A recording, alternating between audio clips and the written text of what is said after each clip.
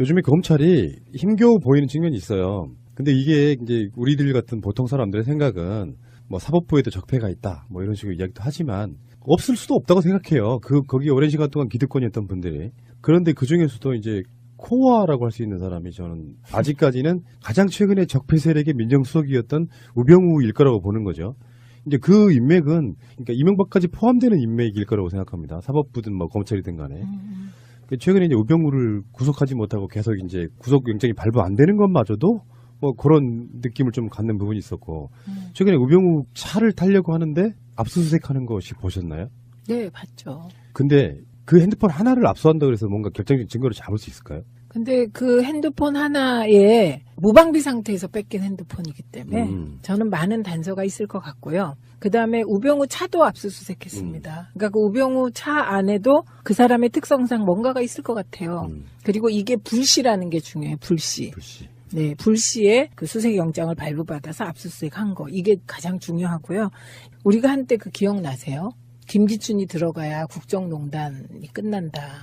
그런데 김기춘이 들어간 이후에도 계속해서 이상한 일들이 벌어졌잖아요. 그러니까 결국은 김기춘의 인맥, 그 김기춘의 맥이 우병우로 이어져서 이제 어느 순간부터 김기춘이 청와대에서 쫓겨난 이후부터 우병우가 청와대를 장악한 것으로 보이고 아주 진짜 우병우가 이렇게 두 번이나 구속을 피한 건요. 전 국민적 번뇌입니다, 지금.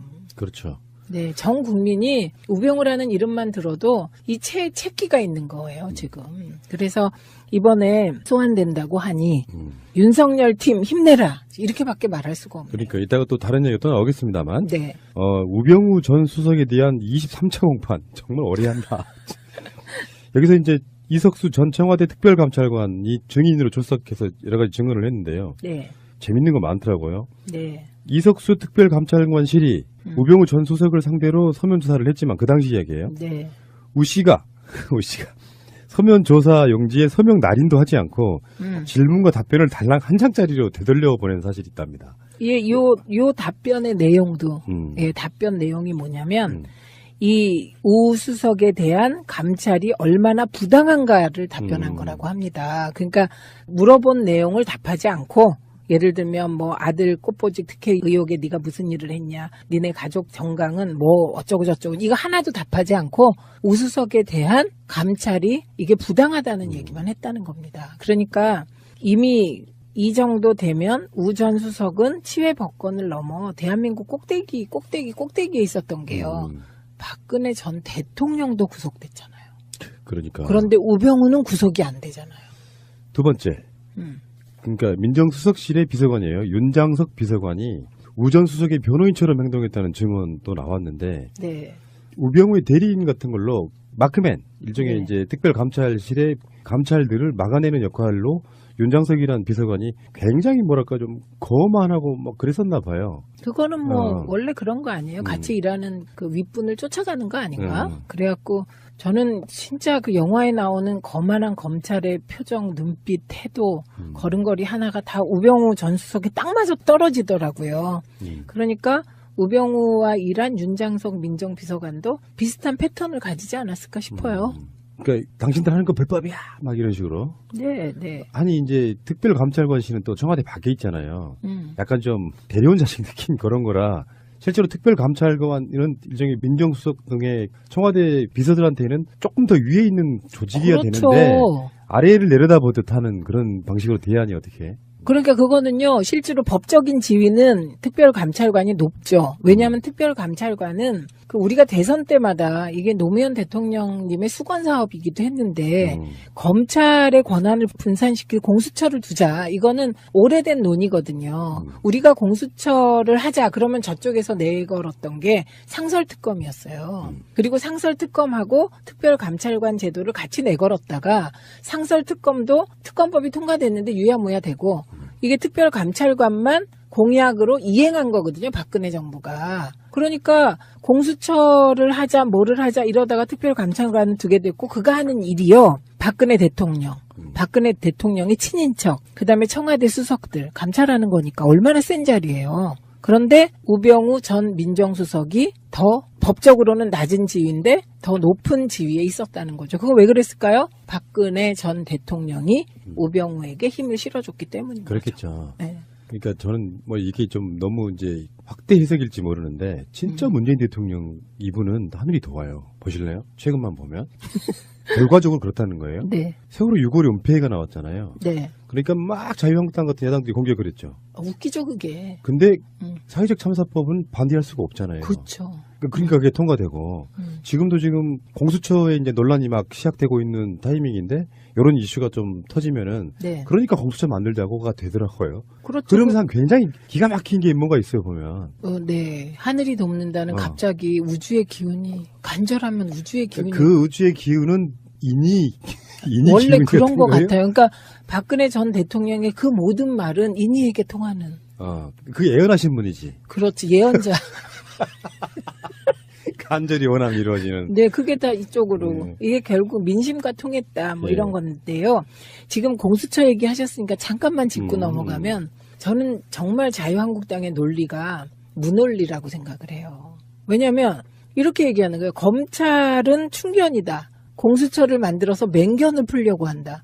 그런데요, 그 맹견의 대상이 대통령이에요. 그러니까. 네, 그래서 저는 자유한국당은 맹견을 풀어서 대통령을 감시하는데 적극 나서야 될 것 같아요.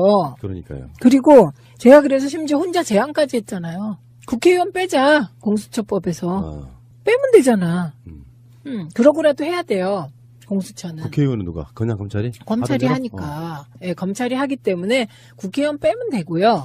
근데 예. 그게 국민적 감정으로 받아들여지겠어요? 국민적 감정으로 국회가 욕먹죠. 그렇죠. 그런데 말이 안 되니까요. 지금 검찰은 충견이라 싫고 뭐는 몰아서 싫고 뭐는 몰아서 싫고 그리고는 특검법 발의하잖아요. 에이씨. 자, 그 다음에 이제 그 우병우 아들 의경에 있어서 뭐 꽃보직 특혜라든지 뭐 이런 이야기가 나왔는데 그게 그런 것 같아요. 청탁을 해당 경찰관이 청탁을 받은 건 사실이지만 누가 청탁했는지 말할 수 없다고 버티는. 이제는 말할 수 있다. 네. 다시 조사하면 될 텐데. 그렇죠. 그러니까 이게 저는 지금 하고 싶은 게 이제 말하십시오. 괜찮습니다. 근데 어떻게 보면요, 김영한 수석이라든지 이석수 특별감찰관이라든지 이런 분들은 그래도 자기 역할을 하려다가 이제 결국엔 그 자리도 물러나는 것 같은 그런 느낌이잖아요. 그 이석수 감찰관은요. 조홍천 의원이 잘하는 형이라고 부르더라고요. 형 이렇게. 근데 보수는 맞는데 진짜 보수래요.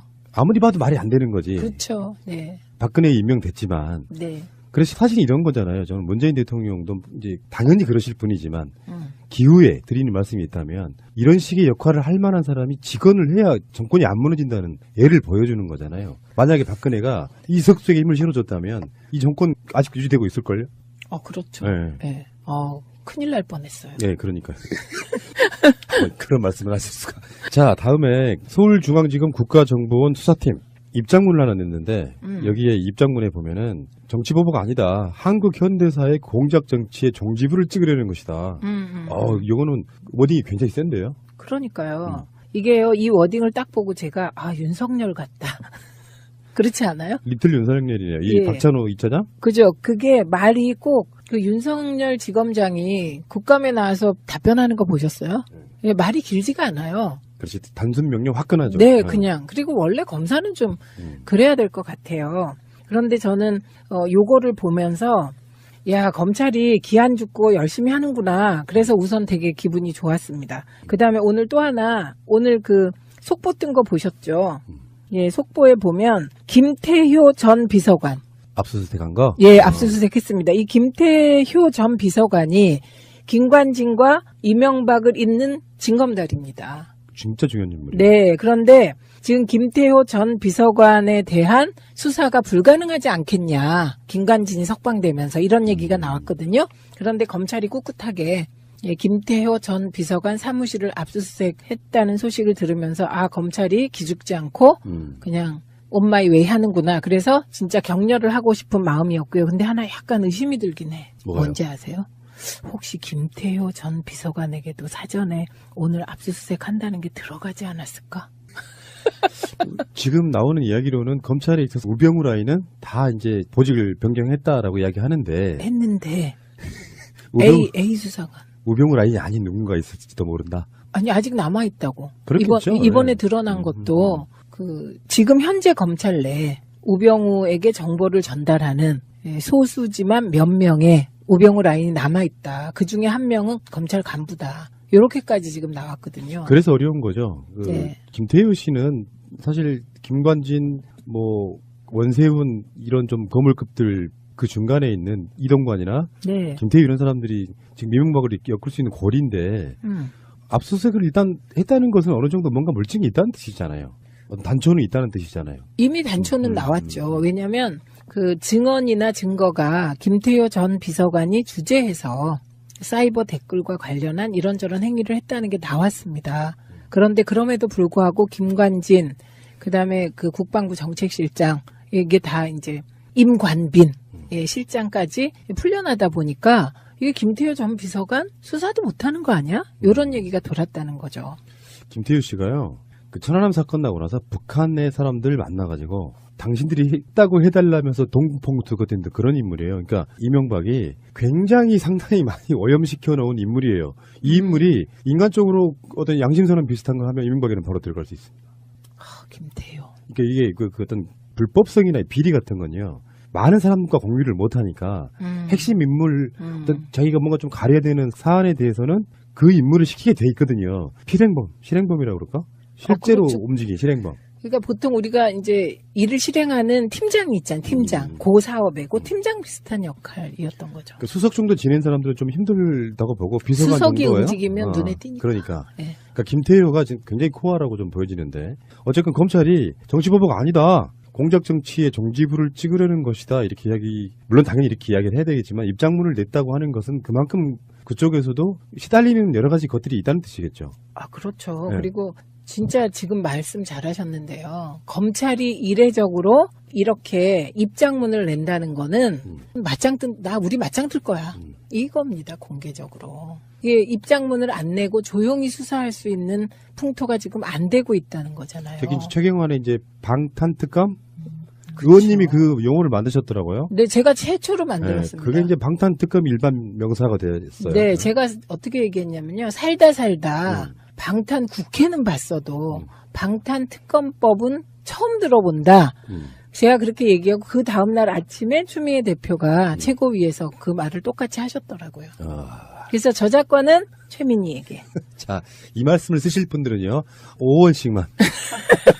한 번에 5원씩이에요. 그런데요. 이거는 쭉 이 내용을 새날에서 녹음으로 남겨놓을 필요가 있어요. 한번 읽어보세요. 수사팀은 현재 서울중앙지검에서 진행 중인 국정원과 군의 선거 개입 및 정치 관여 수사는 국민 기본권을 침해하고 헌법의 원칙을 훼손한 중대한 범죄를 수사하는 것이라며 한국 현대 정치사에 어두운 그림자를 들이운 정보 공작 정치와 군의 정치 개입에 종지부를 찍고자 하는 것이라고 말했다. 정보 공작 정치의 종식과 군의 정치 개입 근절은 정치적 입장을 불문하고 국민 모두가 공감하는 과제라며 우리의 역사적 경험에 비춰 특히 군 정치 개입은 훨씬 중대하고 가벌성이 높은 범행이라고 강조했다. 이러한 국기문란 중대 범죄에 대한 수사를 법에 따라 진행하는 것일 뿐 결코 정치적 사건에 대한 편향적 수사를 하는 게 아니다.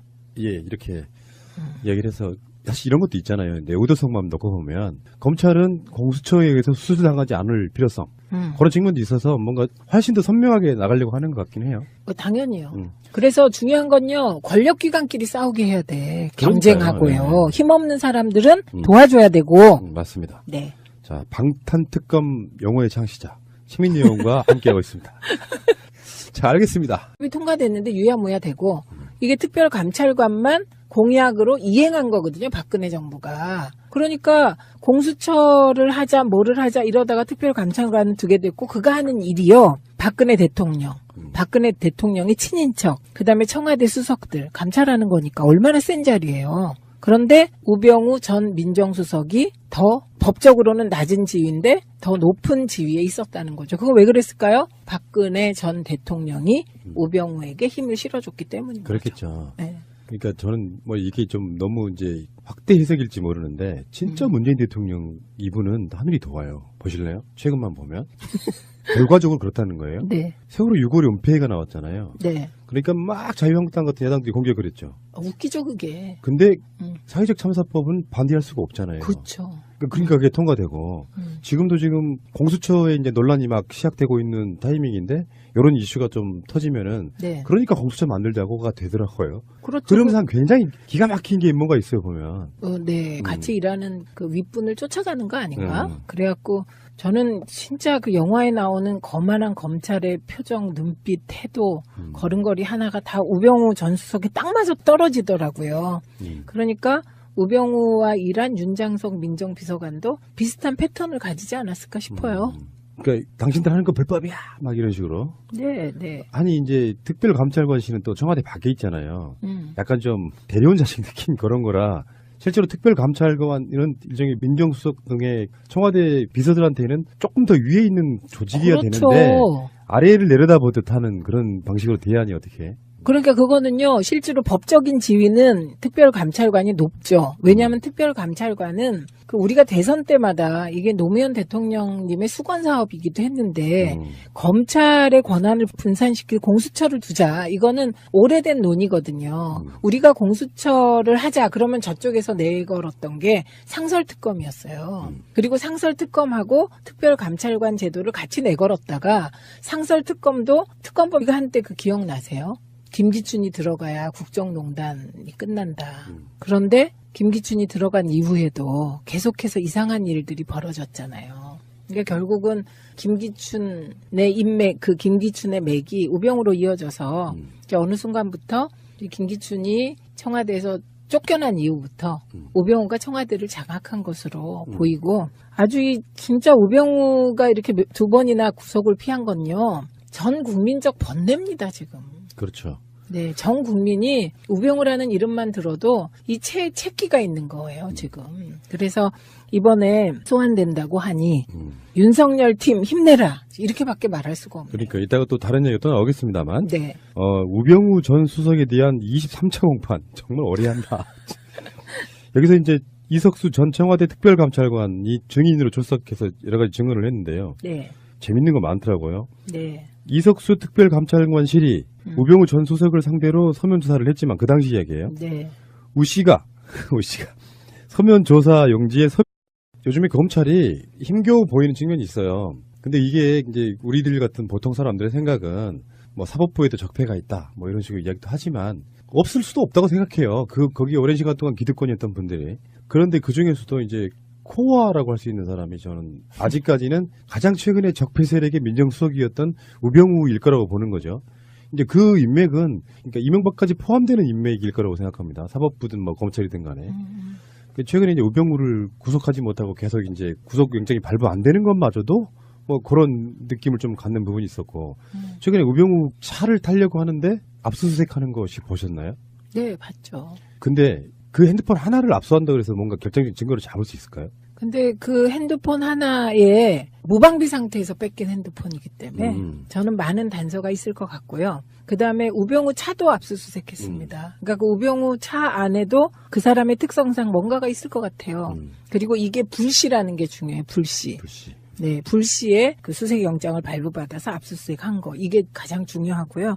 우리명 날인도 하지 않고 질문과 답변을 달랑 한 장짜리로 되돌려 보낸 사실이 있답니다. 예, 요 답변의 내용도, 예, 답변 내용이 뭐냐면, 이 우 수석에 대한 감찰이 얼마나 부당한가를 답변한 거라고 합니다. 그러니까 물어본 내용을 답하지 않고, 예를 들면 뭐 아들 꽃보직 특혜 의혹에 네가 무슨 일을 했냐, 니네 가족 정강은 뭐 어쩌고 저쩌고 이거 하나도 답하지 않고 우수석에 대한 감찰이 이게 부당하다는 얘기만 했다는 겁니다. 그러니까 이미 이 정도 되면 우 전 수석은 치외 법권을 넘어 대한민국 꼭대기에 있었던 게요. 박근혜 전 대통령도 구속됐잖아요. 그러니까. 그런데 우병우는 구속이 안 되잖아요. 두 번째.